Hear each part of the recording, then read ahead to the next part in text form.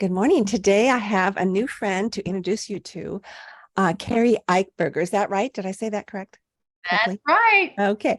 Keri's Yes. from Kentucky, and I've been teasing her because I can tell.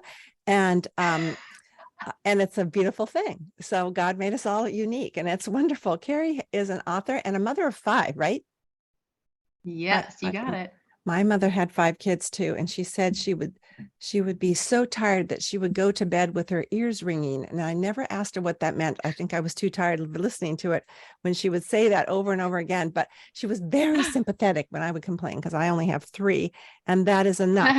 Your book is called Win Over Worry, Conquer What Shakes You and Soar with the One Who Overcomes. That is a mouthful. Did you write the tagline or did someone help you with that? I did. I did write that. It changed many times, Yeah. but I felt like that captured sort of the gist of what I wanted people to hear. Yeah, great. Keri, tell us a little bit about your family, where you live, etc. Well, like you said, I live in Kentucky. I was born and raised in Louisville, Wow. and I stepped away for 4 years to go to the University of Kentucky for college, but I've been here my whole life. My husband and I Wow. both. And I have no intentions of leaving, though I have dreams of being in Florida someday. But anyway, yes, so Not we're here. And like you said, I have five kids. mhm. Um, we were done with three. That was our plan, but God nudged us to have one more, which led to immeasurably more than all we can ask or imagine. And so we had twins, so ended up with five. And life is full. Yeah, It is so yeah. full. I worked in corporate world for 10 years, and after the three, I had to come home. So I'm so thankful to be able to be home with my kids and to be able to write from my home. And we're big sports fans here. Follow University of Kentucky. Fun place. I've got my kids range from 16 to 5. Okay, I was going So to we're ask in you. everything. Wow. We're in teenage years. So we're going to Mhm. start kindergarten with the littles. But we have a good time. Um, my ears go to bed ringing many nights as well. The house is full and it'll be Yeah, quiet someday. So I'm yeah. very thankful. I have a friend like you who had one more and ended up having two more. So she has five. Yep. Five as well, and now the grandchildren are coming, so they will Oh, multiply. But I yes, found yes. high school years were busier than anything else just because of all the Mhm. driving to all the sporting events, and it Yes. just seems to be the way our culture works. I mean, I loved it, but by the time the last one, well, when all three were in soccer in three different fields on the same day, that was kind of my limit. Hmm. But bless you. All I can say is bless you. No wonder you wrote a book about worry. Tell us your story. Why this book and why did you write it? Okay, so disclaimer: I was a worrier. I mean, I mentioned having three kids at first, and the reason that was it was because my worry was an all-time max. I could Mm, not take much more. Anxiety was high, and I called myself a worrier my whole life. That's just the way I felt like God made me. Now I believe a little bit differently, but as I pursued my faith and grew and became closer to God, I opened up some capacity of work, but less worry, more peace. And that was sort of a door that allowed me to walk through the door to have that other baby. But I tell people this all the time. So this is a book I did not really necessarily want to write because I felt like I struggled as well. And I thought I needed to be an expert. right. And someone once said to me, as long as you're one step ahead, you can help somebody. And I thought, Mm, maybe that's what people would rather do. Have a friend that can say, hey, I've been there mhm. and I have made some progress. I'm still a work in progress, but I've been there. I've come such a long way. There's hope. If there's hope for me, there's hope for you. And my way didn't work, but I found a way that does. And so even though I wasn't really excited to just write about a topic that I thought I struggled with, I wanted to help people. And I really have a passion to encourage others and help people. And when I heard that was a need that my audience had, I felt like I had to do it. Mm, So that was really the beginning of it. People said they wanted it. I did actually a poll online asking what people were struggling with. mm, And I listed several things, worry being one, hoping that was not what they would respond with, and it was. Hmm. So that led to me just opening up, researching my past, and where had I, where what did this really look like, and for me to be able to help walk someone through that process and I show them think what it looks like I to think have it's victory. such a common malady. I mean, at one point it's a dilemma, but on the other point, on the other side of the spectrum, panic attacks. I mean, it can keep you from doing your life the way God wants you to have it. Yes. There's Yes. all these different things on the spectrum. I'm sure you're aware of. I had the Absolutely. opportunity we had a mentoring night where different women were asked to speak on, little topics at tables, and then the bell would ring and then people would switch. It was like a dating thing, like a dating, whatever that called, you switch Yeah. tables. And Speed at my, dating or whatever. yeah, speed dating, it was speed mentoring, and it was so much fun. But my topic was trust versus worry. I just had that little thing on the middle of the table. And these high school girls came to my table as well as these other folks. And I said, what are you girls doing here? Well, of course, they had their own worries. Where were they going to go to college? Who were they dating and all this stuff? And we ended up meeting the following Saturday for donuts and talking further about it. But it was just so interesting that worry actually is a common, I don't even know what to call it, problem. Problem seems like a weak word. Yeah, everywhere. And it's interesting that it's with kids, because my mom used to say, I would say, Mom, stop worrying, because it gets so annoying. Wait, your kids in high school, I'm sure stop worrying. It's like, I've got it under control, until they don't, right? And Right. And I said, Mom, stop worrying. She goes, it's a mother's job to worry. And I said, Mom, I thought to myself, that is so unspiritual, because I was the spiritual one, and then I had children. And I thought, well, of course my mom worried. Bless her heart. She worried most about me, I'm sure. You refer to the root of worry. Explain that a little bit. Okay, so here's the thing. What I believe is a lot of people, we have these worries, and we don't always want to call it worry. We not all want to admit to having worries, but to me, when there is lack of peace in your thoughts, or that there's typically worry that's present there. But getting to the root of it, we have these worries at the surface, and a lot of times we want to put band-aids over these worries to help to wash them away, because it's not fun to worry. There's so many things, and I talk a lot about this in the book, but essentially what I get down to, if you can understand that there is a fear at the root of each worry. If you ask yourself, why am I worried about this? And you kind of look at all the little things that you're worried about. If you ask yourself why, at the root of that, there's fear there. We don't always realize that. That's the way the enemy works, to trick us. What would you say is what's the difference between fear and worry? I think we can look at this two ways. I believe that worry, when escalated and not handled and resolved, can turn into fear. Okay.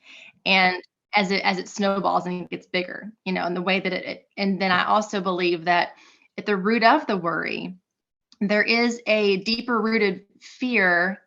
For example, when I go through this process in the book of asking yourself why, there's two fears that we can actually identify and trace them all back to. And it's the fear of helplessness and the fear of worthlessness. And if that doesn't make sense to you, if you were to write down a couple of your worries and ask yourself why and why and why, I would be willing to almost bet that you would come down to those things. Could you repeat those two, please? Yes. The fear of helplessness and the fear of worthlessness. So for example, let's say we're worried about our kids. Well, why are you worried about them? So in this specific instance, let's say, so my son is 16 and he's driving now, and I'm worried about what happens to him while he's driving. Well, why am I worried about that? Well, let's say if I go down and ask a few times, I'm worried about he might get injured. Am I worried about that I might lose a child? That's a real worry. And that worry that worry turns into a fear because of the way that it affects us. And that worry, why am I worried about losing a child? Is it to me, it's that fear of being helpless, and the way that how can we possibly handle something to that extent? We're helpless. And then other worries can go down to that root of worthlessness. So then it's when we can get to those roots of those worries, and we can actually take those and attack them with the truths of God, the truths. So these are all the root of these worries. These fears are lies. They are lies of the enemy, because we are never helpless and we are never worthless. And I get into that as well, and the reasons why. And it's because of the truths of God. So and when you it's would, when we can, let's use that example, if the fear of losing a child. I mean, I think that's a mother's greatest fear. absolutely. And we are helpless in a sense, because we can't control them. The older they get, the worse it is that we can't control them. Yes. And Yes. it's the best thing for me, and maybe for you as well, in training me to trust God deeper, because we are helpless. But you say we're not helpless. So explain that. We are not helpless because God is always there. I think that if we can really infuse that truth into our lives, into our beliefs. We say we believe that God is in control. We say we believe that God is always there, but the way we live doesn't always look like that. Totally. So what I'm saying is, what's that? I said, I agree. Yeah. So what I'm saying is that because God is our helper, because he will always be there to pick us up, to comfort us, to give us peace when we seek him, then we are not helpless, and he can do all things. And when we understand that he has the power, that he is almighty and has all the power to do anything, then we can start to understand, and we'll never fully get this right, and we know that. But the more we can grasp that he is there because he loves us, and that's another huge piece. Those are two truths that I really sink into deeply, is that he has the power, he is almighty, he has all the power, and that his love is unconditional, that his love is perfect. And because he loves us, we are not worthy, and he will always be there for us. How would you approach, I have a couple questions. Well, statement. I think we learn this best when things are stripped away from us, because we're thrown on the truth that we've said our whole lives is true. And then we have to, some of us more than others, like Lisa Pella lost her husband. She's going through this. It's a continual battle. I talked to her, overheard someone at the gym this morning say that last night was terrible because her husband just passed away, and all the tears. So when we go through the deepest, darkest things, that's when you have to kind of, would you agree that you have to decide whether you're going to accept God's truth or not? Oh, absolutely. And I do talk about that as well, that this is a choice, that we have to make this choice. One, over our thoughts and our worries, and realize that we can replace our thoughts. I know that some situations are going to be so absolutely painful, but I think we do have to accept that God is there and can help us, to allow it to resolve, dissolve, or infuse any of that peace into that situation and comfort in that situation. It never goes away by any means, but I do believe it makes it better. A friend of mine excuse me, go ahead. No, go ahead. A friend of mine, older and wiser, was asked by someone else, have you ever had a broken heart? And while I knew her, and I knew that her son-in-law had left her daughter, and I knew she'd had a broken heart, I knew that her husband had died of a stroke. So I waited to hear the answer, but I didn't have to wait long. She just said, oh, of course, hearts are broken, but hearts mend. You can either become bitter or better, and you either become closer to God or you go further away. It's almost like you can't stay on a fence. Yeah. Right. Wise words. I see that. Yeah. Go ahead. Yeah, absolutely. I've watched people endure some of the most traumatic, difficult things. And while I'll tell you what I love to see, it's so beautiful, is when someone that's endured such things, after they are removed from it a little bit, for them to say where they saw God show up. But I think it's also that they're enduring all these things, that we really see his faithfulness. And if we identify that God is there through all those things, it does give us that confidence that we can walk. And that's why I think this is a process for sure, because as we see him show up each time, we face fear, it gives us the confidence to face the next struggle. And when we watch others do the same thing, it gives us confidence to when I've seen people, it amazes me because the things I think I can't handle, when I see others say, I couldn't either, but with God with me, I was able to walk through it and look where they are now. And I love to see, not as much as it's so hard to watch people go through these things, but you do see God show up. Mm-hmm. What are you most worried about? Oh boy. 1, 2, 3, 4, Definitely 5. my children. 1, 2, 3, 4, Yeah, 5. exactly. And that is why I said what 3, I couldn't take much more, because I definitely believe the more, it's like the more life. And I think this is with a lot of people as they go through life, you worry more because you take on more responsibility. You have more things on your plate. And that's why I think it's so important to get a hold of this, because if we don't, the more that I have grandchildren hopefully someday, and I will love them too. And the more people that I love, the more people that I worry about. If I can't give them to God, and if I can't say that they are His, all of this is His, I can't imagine what I would do without it. I would, you mentioned panic attacks, and I struggled with that in high school and college, and I would be there. I would still mentally struggle with those. I know if I did not have the Lord. And I believe that there is a time and place for medical intervention and for medication, because I have been there 100%. But I also believe that there's so much more we can do when we allow God to put His hand on that in our life. So yes, I worry mostly about my children 100%. Me too. Have you come across people who say, well, that works for you, Keri, but excuse me, but it's not for me. It's kind of like people saying, well, it's nice that you're religious and go to church, but it's not for me. But they are Christians. They believe the word. They grew up believing it. They've been a Christian for 100 years. But they say, well, that works for you, Keri. It's not for me. What could you say to them to convince them that it is for everyone? Not that you can convince anyone. Hard one. No, that's a really hard one, because this has actually happened to me. I'm sure it has. And there's not a whole lot. I'll tell you, I have someone very close to me, and I'm not afraid just to share my faith, and that this is something that I need, and I need the Lord, and I want people to know that I'm not doing this life on my own. But I've had someone say they just didn't really feel like they needed Him. And that made me really sad. And I thought, oh my goodness, I just hope that you don't get to a point that someday that you do. But I don't know. For me personally, I'm not sure what you can say. I think I have to just show them.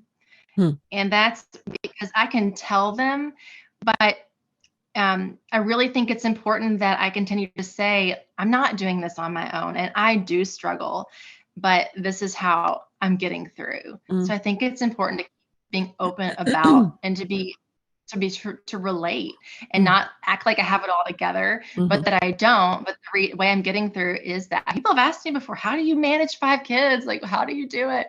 How do you not lose your mind? And how are you not exhausted? And I was like, well, I am exhausted. Yes. But by the grace of God, the grace of God, that is how I get through. That is how I'm able to handle and to continue to parent well, is to have Him. So yeah, when people say that, that's a tough one, but I'm open to say. I think that person will be watching you, and people watch me too. They know we go to church. They know different things about our lives. And then when things are hard, not that you want to hang out all your dirty laundry, but it's good. A guest recently said that vulnerability is the path to intimacy. And I think, and I would like to further that by saying intimacy is the path for someone to come to know Jesus.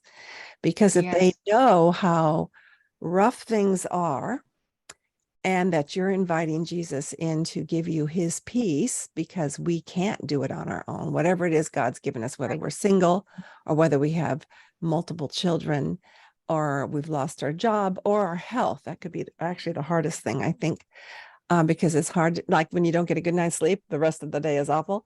Well, think of the people who have those fatigue syndromes or Lyme disease or something. I just think, so I get a hangnail, and when it gets better, I think, oh, thank you, Lord, I have good health.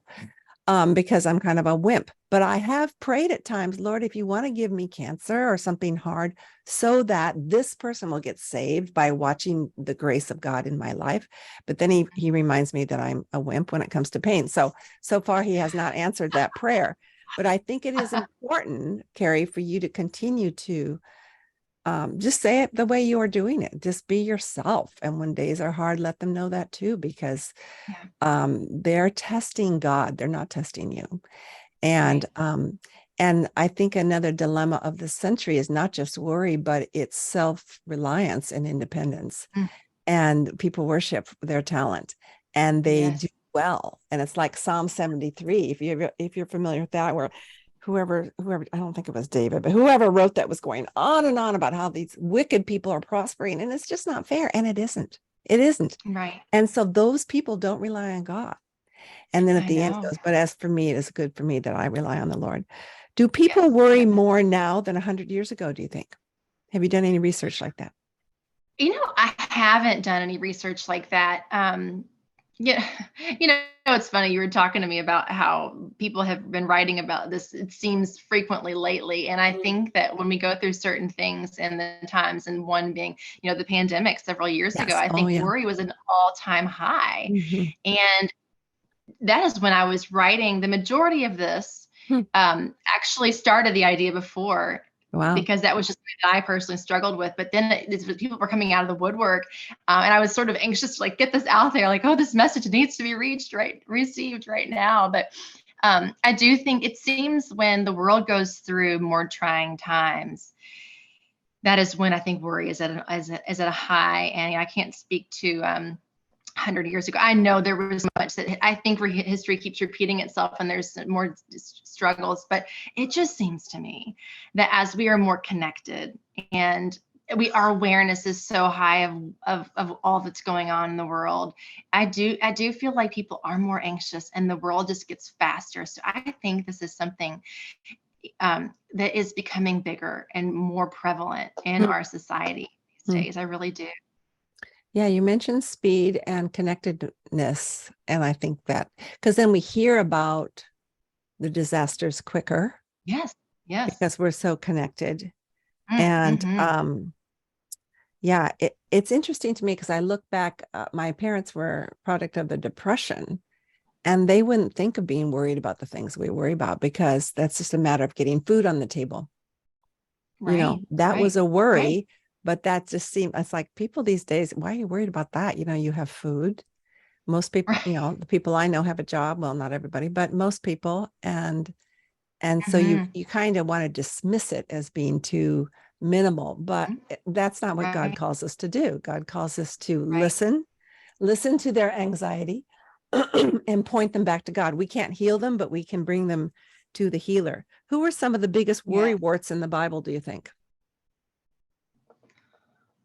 Oh my goodness, the biggest worry warts.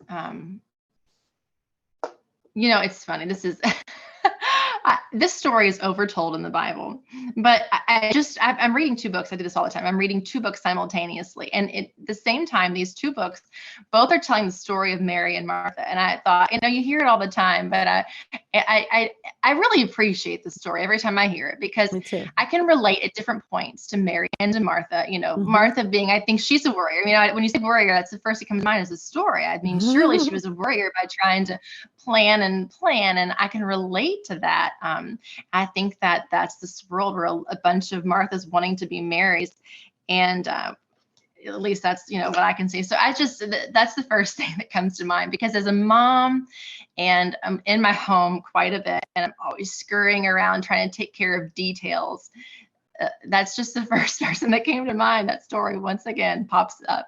Well, I think a definition of a mother is a control freak, and I embrace that, not gladly, but I do embrace it because it's like, and if I didn't control it, the whole place would fall apart. I always tell that when I speak at women's retreats. I say, now you're going to learn this when you go home today because nothing's going to be done. But relax. You've just come off this mountaintop. Try to make it last another 24 hours at least. I thought of Elijah. Elijah worried, and God said you need a good night's sleep and you need something to eat, and that's an answer to many of our worries. Yes. Yes. Naomi, she wanted to change her name to Bitter. She was more than worried. She was bitter. And then I thought of Hannah. I'm studying her because I'm writing a book as well. And she worried a lot, and it was for good cause. She was barren, and it meant a lot more then than it does Mm, now. I think now yes. there's the heartbreak. Yes. Then it was the social curse as well. So I think I love the Bible Mm, in its honesty, and that people fail all the time. Even David, who was called a man after God's mhm, own heart, he worried a lot. That's why we have the Psalms. I mean, mhm. I Yes. heard the other day in the message, it says, stop turning your back on me, God. Now I would worry if God, Mm, turned his back on me, and he didn't, yes. but Yes. Yes. that's how he felt, you know? So Hmm. Yes. how do you put your feelings of worries up against the truth of scripture? That is this is such a process. And so I really believe that we are able to it's the message, the song that's written on my heart that I is my go-to in these moments. I think people need to understand that really uh, getting rid of worry, or not getting rid of it completely, because it doesn't ever completely go away. It's something that we have to work on every day. It's a Mhm. commitment to pursue God every day and pursue his truths, because I believe that he is going to do whatever he can to make you forget the truths that we already know to be true. So it's a daily commitment for me. It's something that, because I struggle with worry, and because I so quickly want to flip the script to, I'm in control and God's not, I have to every morning wake up and approach him and get on my knees and just say, and humble myself and say, I can't do this alone. Lord, I trust you. Mhm. I know you're in control. I know that you love me. And just sort of speaking those truths. So when I talk about the truths that God loves me and that he is in control, he has all the power. It's really taking those two things. And that's been sort of like these two nuggets that have been top of mind for me through this process, and for me as someone who has struggled with worry and fear. It's those two things, those two truths that I have continued to speak over myself in moments. And I mentioned in the book to write those two things down and put a little note and post-it note. And as you read through it, to hold that with you. And I did it myself a couple of weeks ago because it came back. Mhm. The summertime's a little wild here with Yeah. everybody home, and the more people in the house, sometimes the more worries that pop up. But it's those two things that I've had to really ground myself with. Could you repeat the Just two? and understand Could you repeat the the two two as that well? God, that just if we can understand these two things, one, that God loves us more than we can possibly imagine, that his love is perfect, and then also that he is in control and he is over all things, has power over everything. So if I can understand that his power, he has the power, and that his power is good, then I can really trust him and trust all aspects of my life, because he will Mhm. take care of us. My neighbor texted me yesterday, and she said her 16-year-old son was she had taken him to the ER the night before because of a bad sunburn, like he couldn't handle it.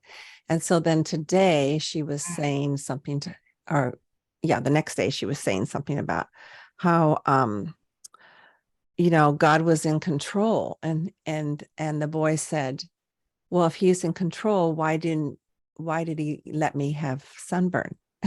Which is a very childish thing to say. And so she wanted to know how to answer him. And so I'm going into this long theological treatise about, the fall of man in Genesis, Yes. which is not helpful in that situation. Um, so I don't know. How would you answer that when someone says, well, of course I'm going to worry because this world is so fallen. And what if my husband dies before the remodel is done? I mean, that's something I've thought about. We remodeled for 13 Mhm. years. Do not fall off the roof until it's finished. Then you can. Yes. Yes. For me in these situations, when there's something that just can't be explained, and there's so many, and that happened, the world is full of that. That is a time that I have to personally understand. This is what I tell my children, that God sees what we don't see. Mhm. And he sees something so much bigger. His days look different than ours. His time is different. His thoughts are not our thoughts. And I trust, and we can see it in our own life. We can look now and look, maybe look back 5, 10 years ago at something that we struggled with then, and we can see things might make sense now. And that's just on in our small amount of time here on earth. Right. But God sees eternity. He sees, Mhm. even just sees your whole life and sees how that plays out larger in our life. And we can see even some bad things that maybe happened in the past, how they turn to good. So I Mhm. do believe God will. I've seen him redeem all things. And even the things we won't see him redeem here, we have to trust that he will. Mhm. Yeah, my friend, bless her heart, said, "Well, I guess that's why we call it faith." And I said, "Good for Yeah, you." It's right. Exactly. exactly, And yeah. I've sometimes made up scenarios with the kids. I'm like, well, you never know, like how this incident that of you getting hurt, how, it'll give you more perseverance in the future, or it'll give you perspective when you're a child. You have no idea. And I'll make up these little, Mhm. fun scenarios. Yeah, But at the end of the day, and we don't is know. we don't know. And my favorite is 2 Corinthians 1, where it says, um, when we're in pain and God comforts us, then we are able to pass on that same comfort to someone else. And that is a truth that your young children Yeah. could Yes. understand. Yes. And it builds their empathy. And also reading Mm. biographies of Christian, like Through the Gates of Splendor. Your older kids are old enough that's when I started reading Elizabeth Elliot. And you think, gosh, I wouldn't want my husband to be speared down when I'd only been married 4 years or however long it was. And yet the fruit of their lives, but we don't see the fruit. Or Right. when we're young, Yes. we're too immature to think that we want to hold on. So we pray for I think our main prayer for our kids might be, or for those young in their faith, that they just hang on, no Yeah. matter what. Recently, Right. Right. someone near and dear to me said to me, "I am trusting God. Like, don't have people stop telling me to trust God. I am trusting God, and I have been thrown against the rocks. Do not give me platitudes." And I said, "Okay." But I did say, I said, God will honor your trust. That's truth. Mm. That's all I could Yes. say. I was not going to send her any Bible verses. That's for sure. Yeah. It's just not helpful. It drives people away. All right. One thing you talk about is to unlearn worry. Now, I guess that assumes presupposition that worry is a learned trait. Is that true? Mhm. We learn to be That worried? is something that I experience. I think that though I believe that many people are born with the predisposition to anxiety and to Mm, worry, and I'm one of those. hmm, I believe that I watched this in my own life unfold, and I've seen it in others. We're learning worry as we begin to experience life and struggles, and we don't properly place that struggle, that the suffering that we experience. So it's my way over. For me, it was me choosing my way over God's way, and not really allowing him to fill all those empty voids in my life. So when I experienced some struggles in high school, for example, I didn't really dig in then to allow God to fill those empty places and empty spaces and places. And I didn't really deal with and handle the struggles.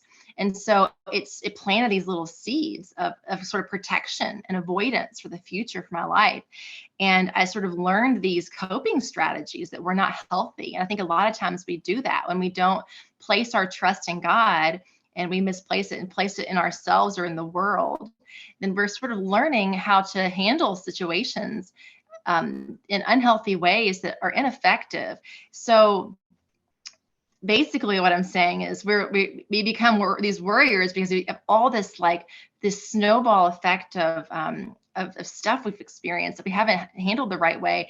And that's how I think a lot of us, we learn to worry, because we're handling things not God's way and not releasing it to him, allowing him to place peace, where we instead, we worry because we're trying to control things ourselves, which is not in our control. So, and then the unlearning process is wait. then I just have a question. oh yeah, go ahead. So, so you would define worry as taking control of something that is not to be under our control. I believe that when we experience something and we then have these thoughts, these negative thoughts, or we have these little fears that start to bubble up and fester because of maybe the situation that we've experienced. And we don't, so if we don't then handle those, we try to control that. And it's what we do with it. We might have a thought that comes to mind that we're concerned about something, but it's then what we do with it. So how do we live? And for me, it was living anxiously. It was avoiding certain things and avoiding life. And that to me was sort of worry exposed and opened up. So we can have a thought that's like a concern, but it's then what we do with it, how we live our lives, that then allows that to continue to allow it to fester and to grow. Okay. And your steps for unlearning worry? So first is identifying the worries. So I kind of go this process, and I'll try to make this really quick because it's a whole book. It's a whole book. I'm not expecting. My question was actually, summarize your steps. Are you able to do that just quickly? Yes. Identify the worry. So okay. Identifying the worry, and getting to the root of the worry. So we talked about getting to the root of what that fear is. Yeah, that's really good. That sort of thing. Yeah, getting to the root of it, and then it's releasing it, surrendering it to God, exposing that we look at those fears as lies from the enemy and acknowledging them as that, and then so we're exposing them to the light, which then helps them lose that power. And then once we've done that and we've surrendered and we've released it, and I then go through this whole process of what that looks like, and a lot of practical ways that we can then relearn some healthy coping strategies. Oh, good. To trust God. So there's a lot there. So I walk through how we unleash what it looks like to unleash peace and joy and purpose. And then accept our true identity in Christ as his children. So that's sort of in a nutshell. It's very practical. There's a lot more to it. It's so practical. And I did have this question: is there a time frame people can expect from moving from panic to peace? But I guess it would depend on the person. I love how you said that. I definitely think it depends on the person. I wrote this so that when you first start reading it and you start to identify your worries and just realize, if you can just place God there, if you can just accept that he is with you, when you start off there, that you can immediately relieve a little bit of it. So you can just start. It's a process. Like I said, I think there's levels of worry. And I think it's how much you're willing to dig in. And the closer you get to God and the more we pursue him and apply these truths to our lives, the more we'll see the fruit of that labor. And any good habit takes at least 60 days. We're told by all sorts of people. Yes. A friend of mine, consistency is key. Yeah, consistency is key. And that's why we need a book, and we need friends to remind us to bring us to the healer. A friend of mine, tongue in cheek, said once to our Bible study group, he goes, well, worry really works because 90% of the things we worry about never happen. It's a joke. So because we worried about it, it didn't happen. That's what he was saying. Right. Yeah. This is. I thought you were saying that most of the things we worry about don't actually happen, which is true. They don't. It's so true. So why waste all that time? But we go ahead and do it anyway because we're mothers. Yes. This podcast is about legacy, and I can assume what your legacy is. But why don't you just, in a nutshell, what legacy do you want to pass along to those who know and love you? Yes, I think that the easy answer is my faith, but it's, more specifically, I want my children, the people that I love, to really say, not just that she loved Jesus, which that is the most important thing. I want people to know about me is that I loved Jesus, but I want it to make a difference in their life. I want to live so that they see it. It's not just something that was written in a note, but that they see it, that reflected, and it makes them want to live differently as well. And so I hope to be bold in my faith and be vulnerable.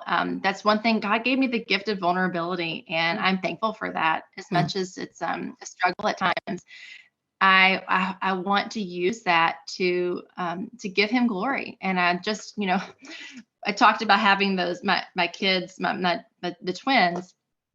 this has a lot to do with legacy for me, because I went through this phase after I had my first 3 kids, and I just wanted God to use me. And I was seeking purpose like never before.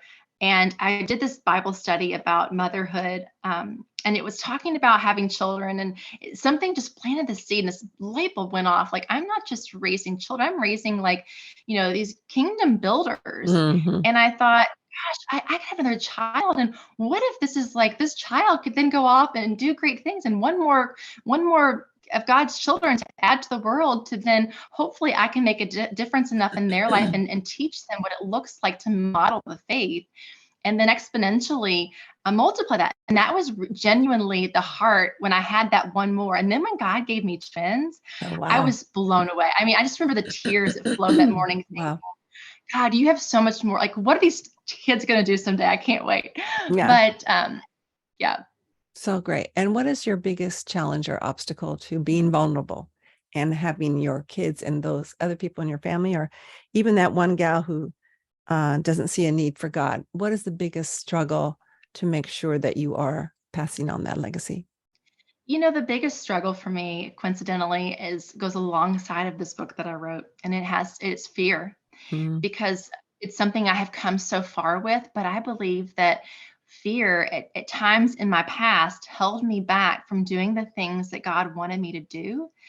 And I think that it's true of a lot of people. Mm-hmm. And that's something that I know that I'm continuing to work towards, just pulling back the layers, and to allowing me to say yes to God. Because whether I'm avoiding going places He wants me to go, or seeing people He wants me to see, or just having conversations, I think that can be an obstacle of allowing that legacy to unfold the way I see it, like in this perfect world unfolding. If I allow fear to hold me back from speaking the truth, then I won't be able to do effectively what I would like to do in terms of legacy leaving. So true. I heard a speaker say once to a bunch of fledgling missionaries, of which I was one, take risks for God. And it was beautifully said, but I thought immediately it's far more of a risk to not take the risks for God, because then we are stunted. Like you say, we end up, the fear keeps us back from realizing really who God is. Because when things are hard or scary, and yet we feel God's call on our life, like you felt God's call in your life to write this book, or to have a fourth, fifth child. And if you would have held back, think of the blessing that others wouldn't get as well, besides yourself. So it's like so worth it to, like, I never want to go skydiving in my entire life. I have no a desire, but I know that feeling is being flung out on God's breast and realizing that He is all I need. And sometimes it's not until we're so scared and we're on the edge of the cliff, or things have been stripped from us, like my dear friend who wrote me that we don't know that God is enough. And yet we still need each other. And it sounds like to me, we need your book. One more question. How does your life embody the welcoming heart of God? Kind of like talking about leaving legacy, I feel like it's so important. I am working towards getting better at embracing people in terms of relating to them. We talked about the person that I feel like they don't need God. And I think there's so much of that in the world. And it can be easy for me to stay in my bubble and in my comfort zone and talk to the ones that already believe and think the way that I think. But and part of this getting past fear and pushing past that is being able to relate. And I think myself included, we need to get better at not being self-righteous, but meeting others where they are. And I talked about that a little bit earlier, letting them know we are the same. We are all sinners. I am a sinner as well. The only difference is maybe I acknowledge I have a need for a savior. I know I can't do this life alone. So, it's kind of like along the same lines of what I was saying earlier, as far as the obstacles. Those are things I have been moving past and toward that really are without like boasting. It's like, that's what I want to do. I'm hoping that I'm walking in that. I'm trying to move forward and continue to embrace others and just meet them where they are, because I want to reach those that don't know what we know. Exactly. I remember years ago, early 20s, I thought, gosh, I don't have any non-Christian friends. So how can I share Christ? And I started praying about it. And since then I have several favorite atheists in my life, and I just adore them. And it's such a I love blessing. that. And I love that. and they don't mind coming over to my house. So I mean, I could invite them a lot more than I have time for. That's beautiful. Yeah, God will continue to open that door, Keri, because that's your desire, and it's because it's his desire. So what a blessing. Okay, we're going to be giving away a copy of your great book. Would you repeat the title? Yay. Because I will fumble it. Repeat the title, and then we'll do a giveaway this week. Yes, it is Win Over Worry, Conquer What Shakes You, and Soar with the One Who Overcomes. Great. And I saw that there's a little airplane on the cover of the book.